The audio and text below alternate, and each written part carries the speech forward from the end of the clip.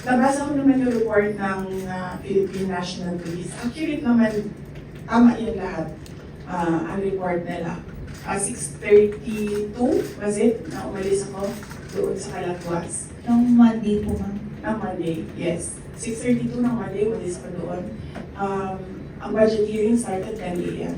So tama din ako. Walang budget hearing na nangyayari at 6:32 a.m. Walang congressman magigising at 6:32 a.m. para magtrabaho. Ang gumagawa lang ng ganyan ang mga executives na hindi natulog para magtrabaho. So at by the time na nag-hearing sila sa budget, 10 a.m., nandun na kami sa Vinson's poblasyon.